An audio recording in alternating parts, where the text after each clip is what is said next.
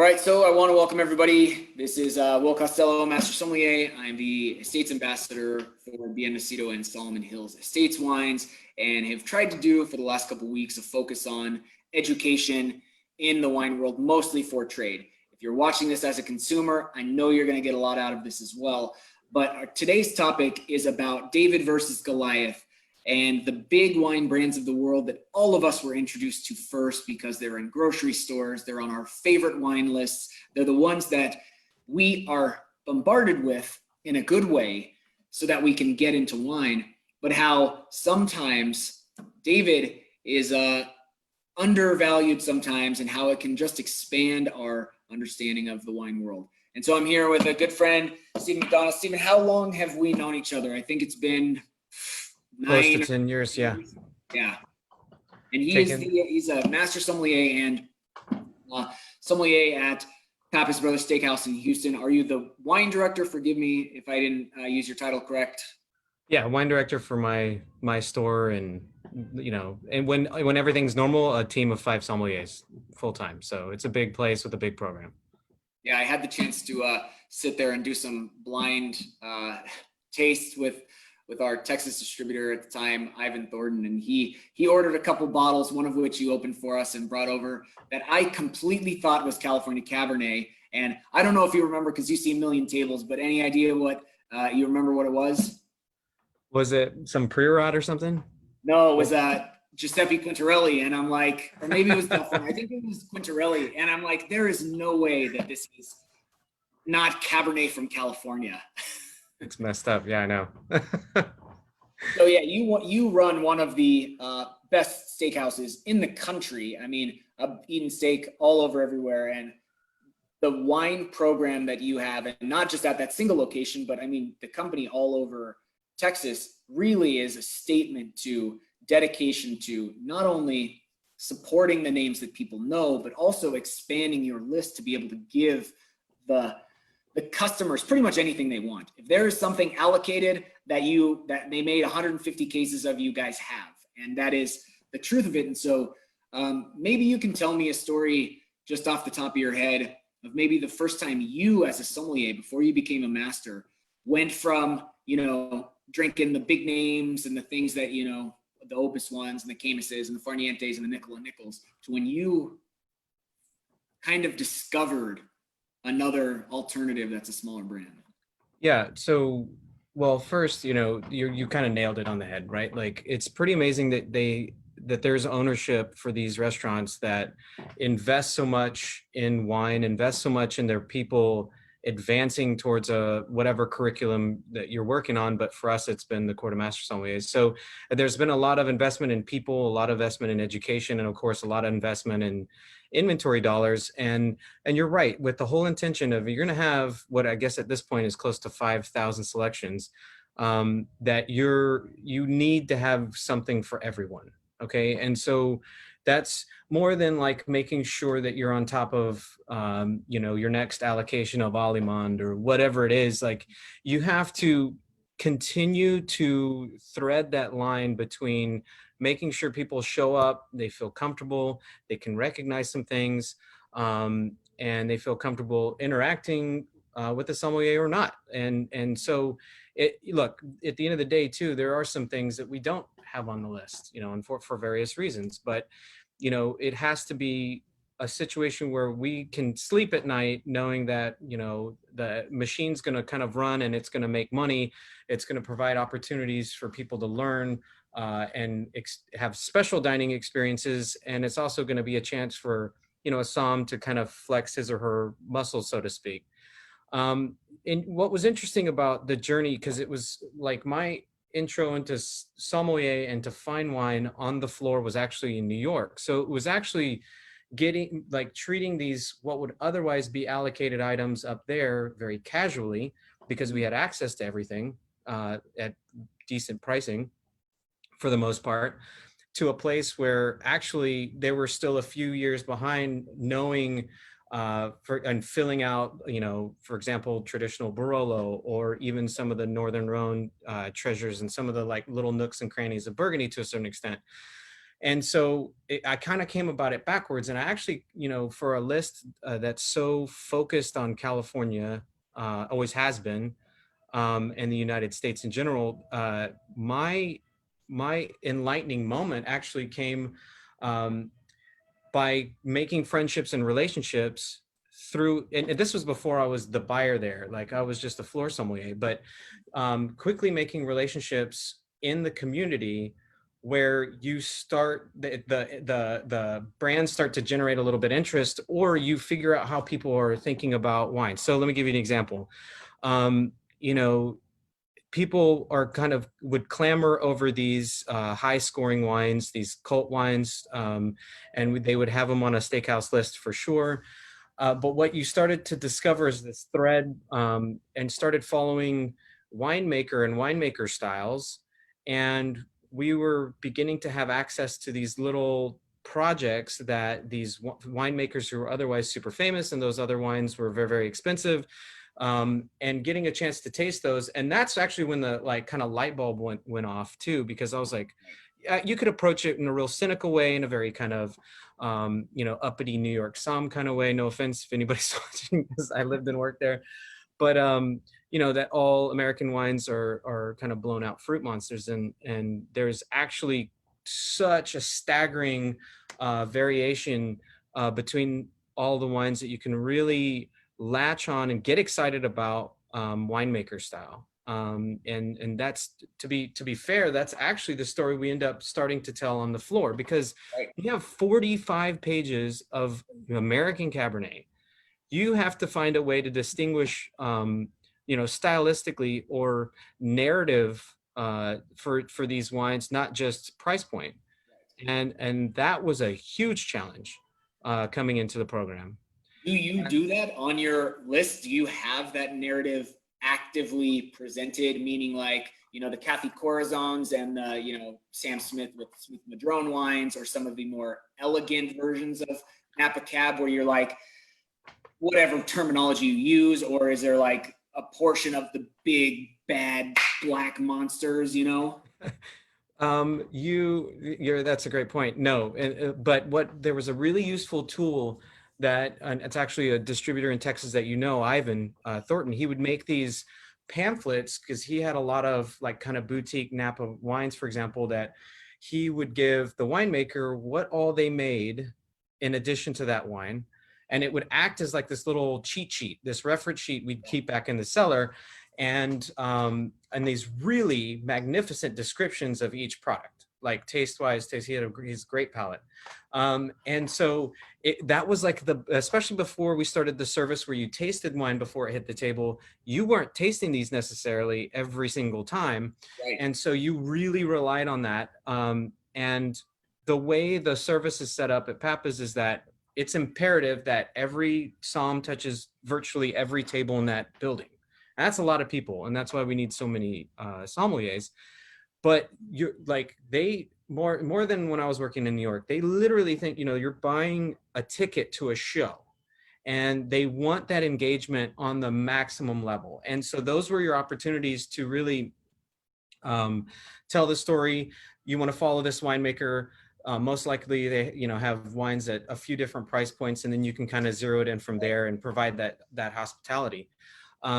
You know, and that would be a very satisfying day at work, you know, in addition to balancing, you know, hey, table 32 just ordered 2 Silver Oak Napas.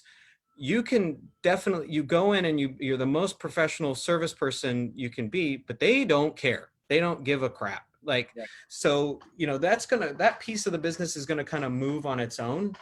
And, you know, it was weird, like when I became in charge of the program and I would be off for a few days, looking back on to see what was sold, I could determine whether those somms were being disengaged from tables, which was a no-no, or more engaged with the tables based on what the depletions look like. Right.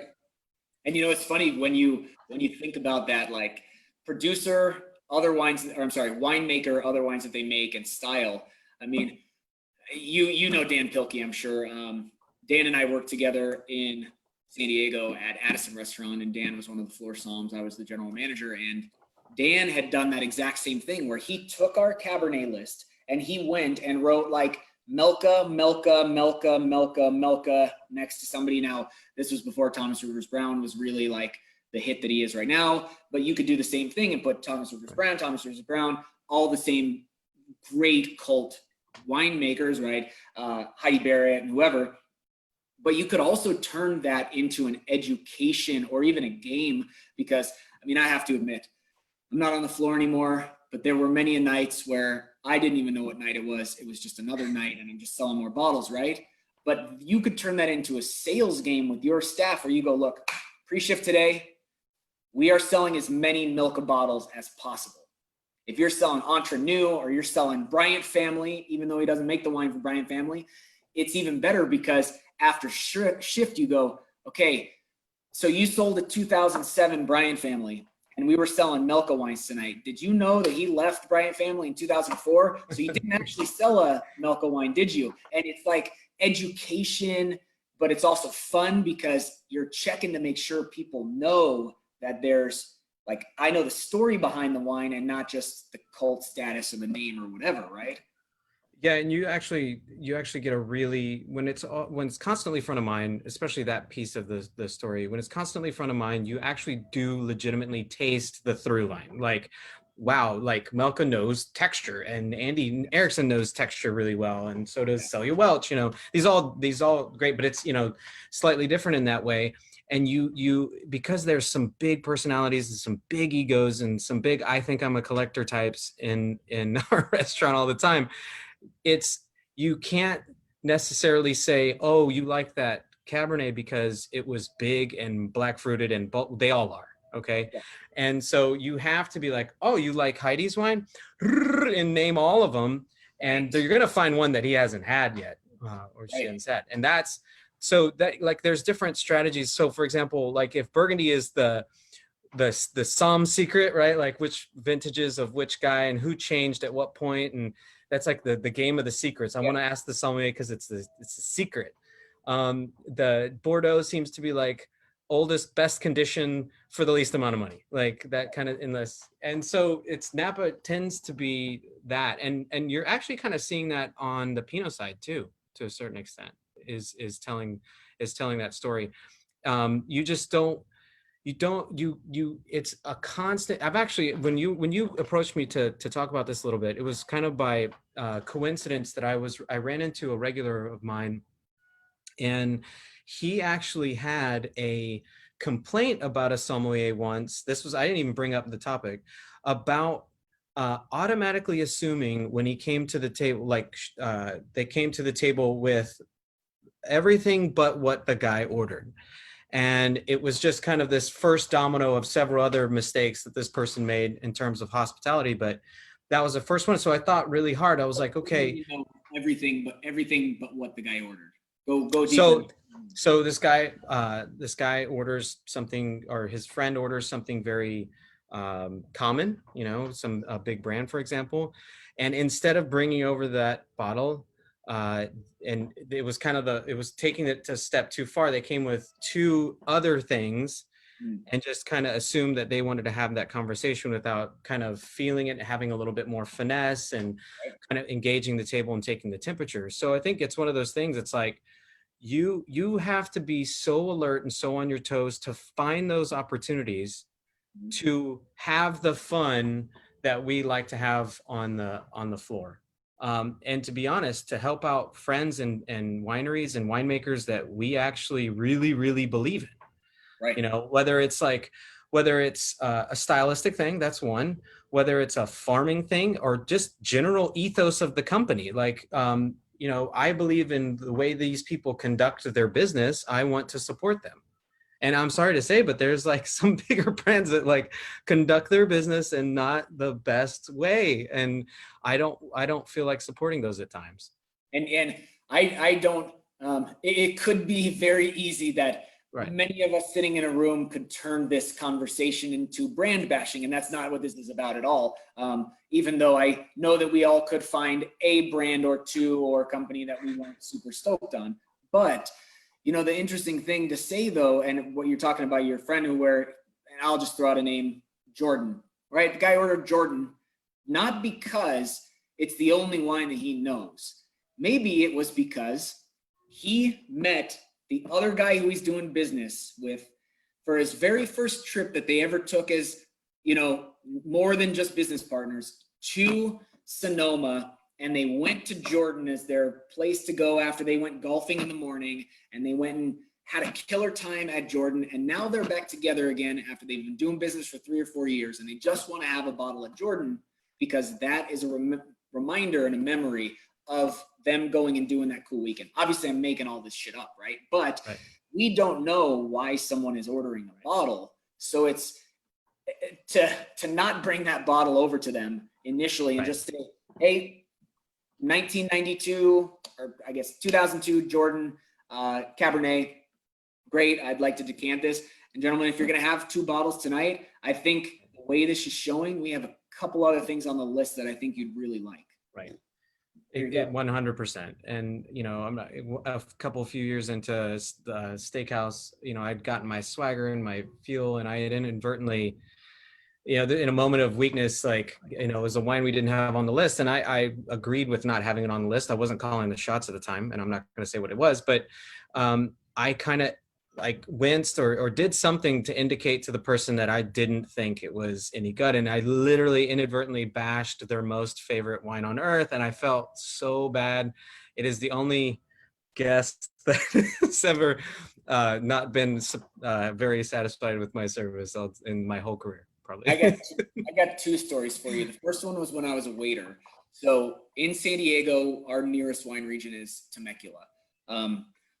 I'm not a very big fan of where the wines were. Now, this is probably, 14 years ago. I think they've gotten a lot better knowing what grapes they should grow, what their sweet spot is. But 14 years ago, Temecula wasn't on my radar for good quality.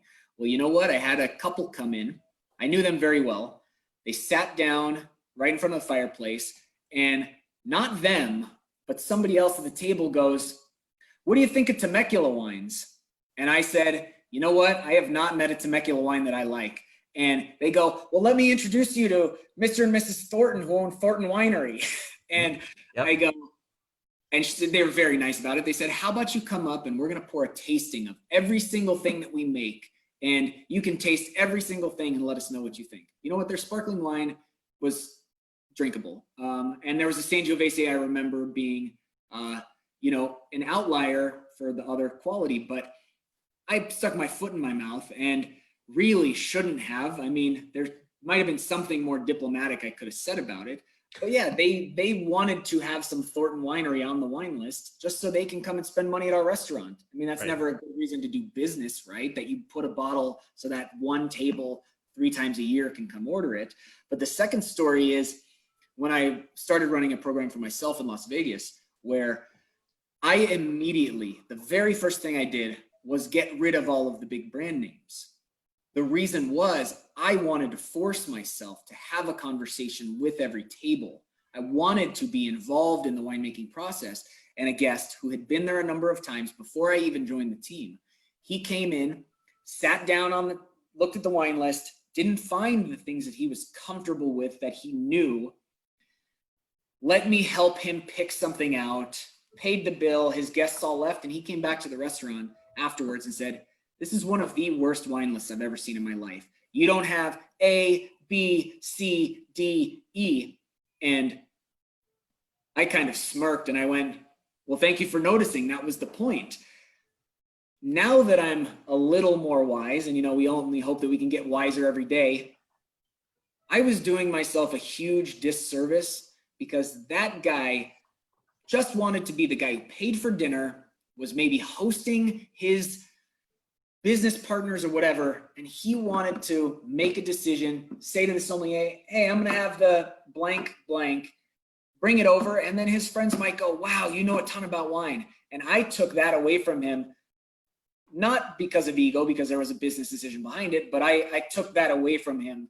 And it's such a difficult balance to walk, right, on writing a wine list. Right. Just know the purpose. And if you're in a spot where you can take kind of your own personality out of it at times, then it frees you up to really inject your personality in other parts of it. It's like our joke is we buy Burgundy with Cabernet money. So, and we have way too much probably, but, and champagne, same thing. No, I was also, you'd mentioned something about how younger people or people just starting out, like how do they get those exposure, if you're not the buyer and you're not, the belle of the ball, so to speak, and everybody's trying to show you everything under the sun. And I think the best advice would be, because we have people like that on our staff, and they're in various, they're waiters, they're managers, they're the full-time sommeliers, but you have to keep surrounding yourself with the right people. And by right people, I mean like a tasting group, for example, if you're working on credential, but should always be working on something, I suppose, and expanding your network that way. Because I guarantee you in that tasting group, you're going to run into like buyers. You're going to be talking shop a little bit. What's new? What have you tasted? What has changed? Things that you didn't catch on the news feed, so to speak. Surround yourself with an employer or an owner or a somm group at work that includes you in those types of educational opportunities. I guarantee you, just being a waiter at Papa's, like during their wine education week once a month, not now, but in a normal year, that they get to taste crazier, Cab or Bordeaux or whatever it is than most, average waiters in the neighborhood. And it's important, like they should. Or if you're a sommelier, then you get to every appointment that the wine director takes, you can be in on it. You're not making decisions, but you're in on it because you're on the front line. And I know it sounds oversimplified, but it's like you're not going to learn unless you taste it. And right. You're not going to know about it. I mean, there's only so much like Instagram somming that we can do, or Instagram mining for, and it's so blurry now. I don't know if it's so blurry what people are using that platform for, and what they're promoting on there, and the stories that they're trying to tell, and the people who are trying to tell them. But like you'll quickly find out if you're plugged into the somm community in whatever city or state that you're in, country. What's available, what's around, what are people excited for, and what people are buying too, like not just the wine directors, the customers too. Well, do you have advice for, let's say, that waiter? Sorry about the dogs. We got 4 of them. They get excited. Do you have any advice for that waiter who wants to be involved, wants to learn a little bit more, wants to feel comfortable in their section, not having to come find you when you're in the weeds because you got to get to their table to talk to them, but they also want to what are steps that they could do to show you that they are invested, so that you in turn invite them to come to that tasting when whatever white Burgundy producer comes in or whatever Napa Cab producer comes in? Right. It's 2-pronged. Number one, most of them aren't bashful, like letting me know that they're interested. Maybe that's even the reason why they took that waiter job, is because they want to move into those types of roles. So it's pretty clear who's on that track and where they are in their and it's reading and putting your head. I'm not going to do your homework for you, but at the table, it's actually more like you actually find that the more experienced waiters that then also have an interest in this, like you find that they have this way of putting their tables at ease and making them feel really comfortable and open. And once you start asking questions, because it's like the other way around, all right? The guest is usually like, hey, what's in this? What's this like? They're usually the ones asking questions. If you can engage and start asking questions and being thoughtful about listening and, then answering that question with, well, what's your experience with this producer? What's your experience with that producer? Then even if they have to get me involved, it's like, hey, listen, I just talked to them for like 5 minutes about Napa Cabernet. I named like 5 producers. They didn't know any of them. It's at least it gives me some ammunition going in. Or they really like Napa Cabernet. When I asked them, is it because it's so full bodied and luscious? They just said no. It's because it's the ones I've had are dry and elegant or something. So you're preparing me well in the whole experience, the whole symphony of service, right, for the best possible success.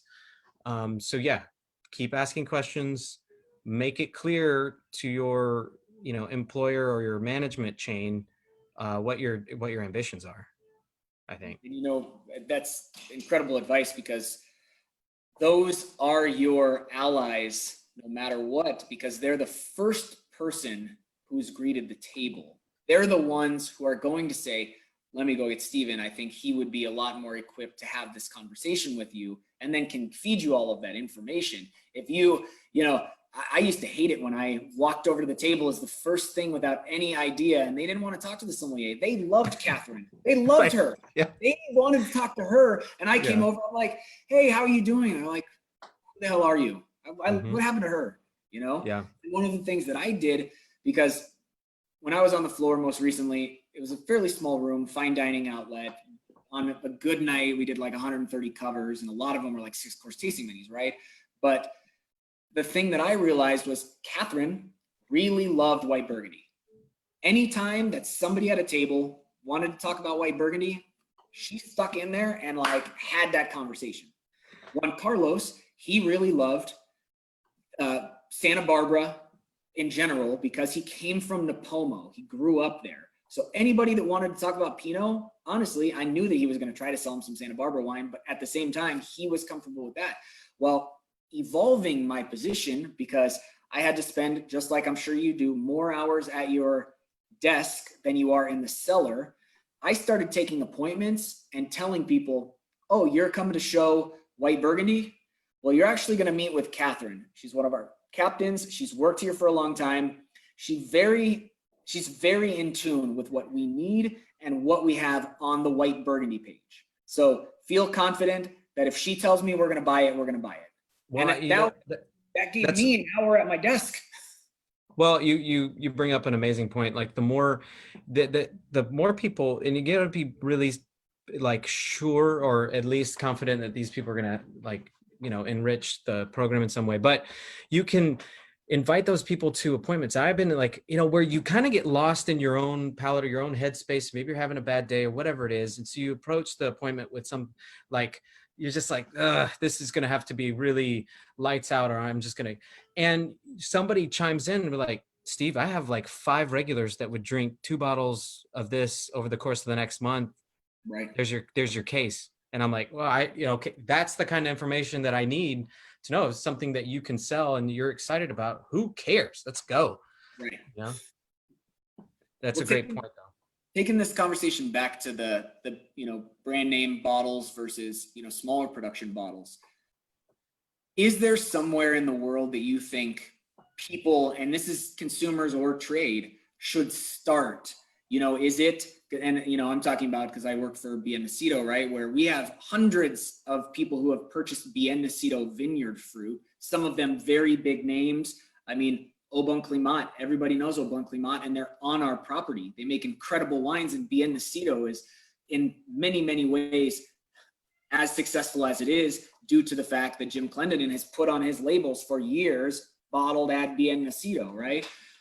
Is there a region of the world where you think someone should start stepping away from the brands they could see most of the time on many wine lists in the grocery store, where it'll make them confident that stepping outside of their initial purchase is going to be good for their pocketbook, but also good for their soul? Like, it fills, you know, what they're looking for.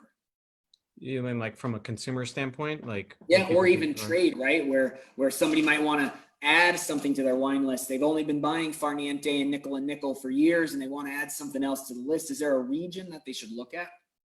I mean, you kind of look, first of all, like, poke around in your own neighborhoods, right? Like, it's a little easier to digest.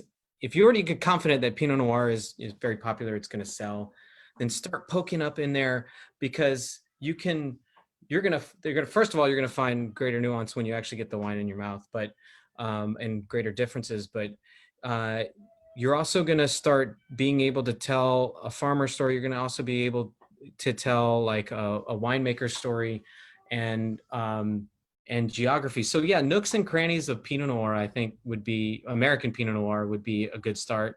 Um, you know, it's, I think you could kind of do it with Bordeaux. There's a lot of Bordeaux out, and there's a lot of actually really quality Bordeaux. You just got to taste through it all. That's the problem, is that you can really get some clunkers if you start flying blind.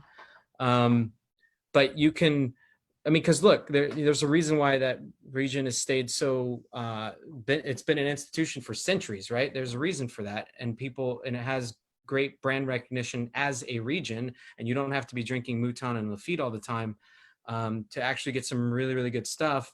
There's just, you got to sift through it all. But I think like those might be the two places outside of maybe just bouncing around Napa. The problem, and it's not a problem, but the barrier of entry to like really quality Napas is just so high. It's tough to get. Price point. Yeah, it's tough to get. You know, you're gonna sell it through on the other side, or like you want to invest to taste through. It's gonna cost a lot of money. Right. The one thing that I always try to tell people if they're trying to learn, and you know, we teach a lot of intro classes, and people walk up and say, "You guys had on your slides producers I've never heard of before." I tell them, "Well, what is one of your favorite producers? Look at their appellation, Oakville, right? Spend your time learning about Oakville, because if there's something easy to understand, and we don't have to get into Burgundy, but I mean, Puligny and Chassagne taste so different because they are different, but not to somebody who hasn't explored the region, right? So I tell people, look at a vineyard of a producer that you like, or look at an appellation.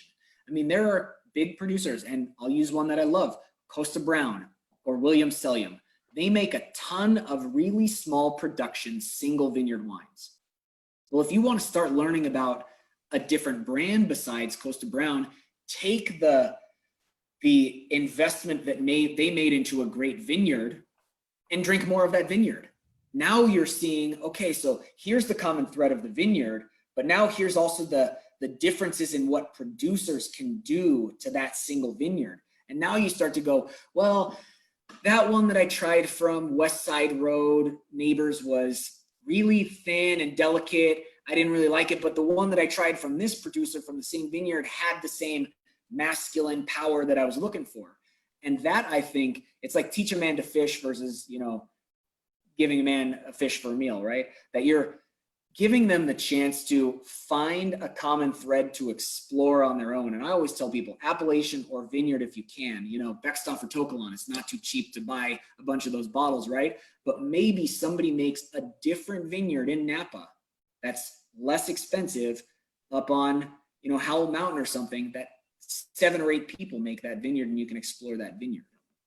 Yeah, through line for winemakers, through line for like neighbors. You know, everybody's the neighbor of somebody more famous, right? Like everybody's the neighbor of Petrus, or everybody's the neighbor of Screaming Eagle, or whatever it is.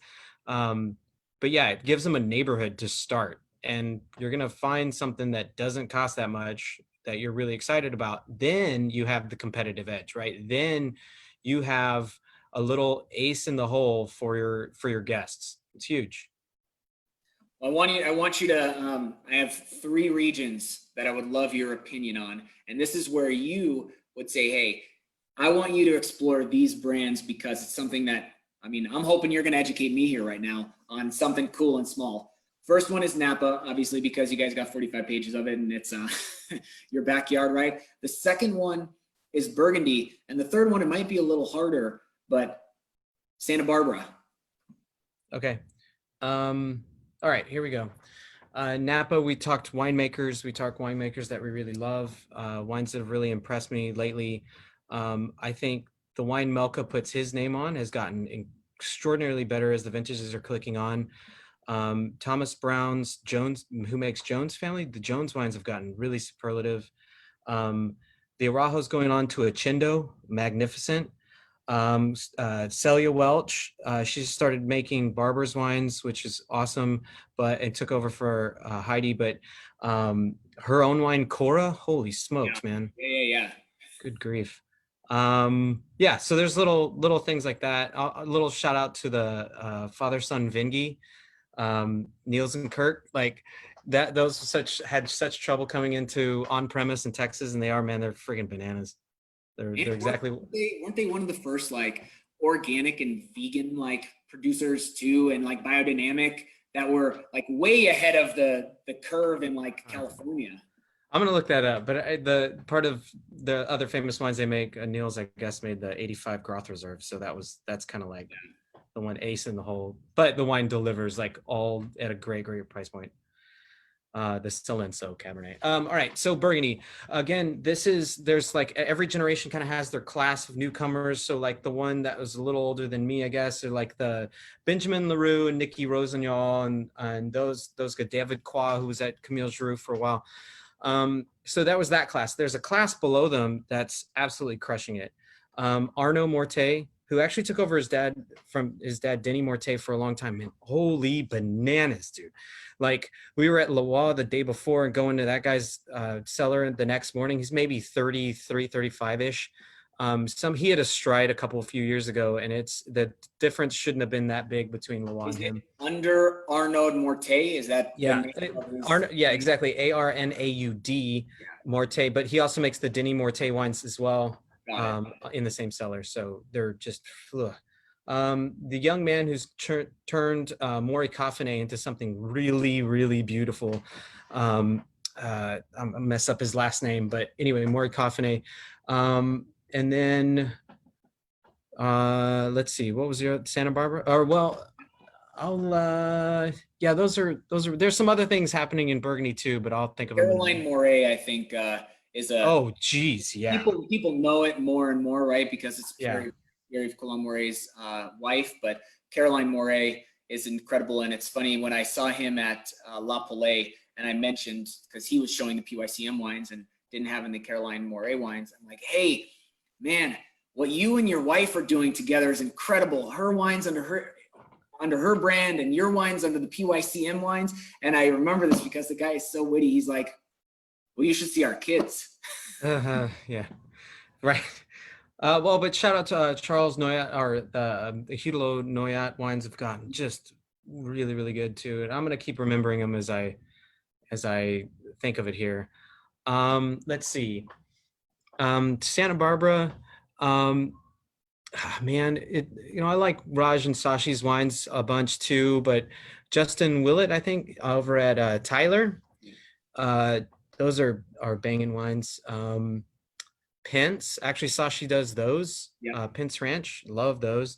The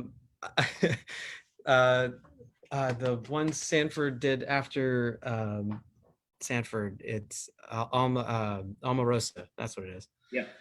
Those wines have gotten they kind of like sharpened up in the last few vintages. I really enjoy those right now. I'm sure there's more that I'll think about too. A lot of, especially for Justin Willett, right? And even, Sandy wines, they all purchase fruit from Bien Nacido. So it's one of those kind of things where you look at our vineyard and you say, if you want to taste some great wines from Santa Barbara, just look at who puts Bien Nacido Vineyard on there, because it's been a common theme that we will not generally sell fruit to be labeled as Bien Nacido if you're not making pretty great wines in your cellar already.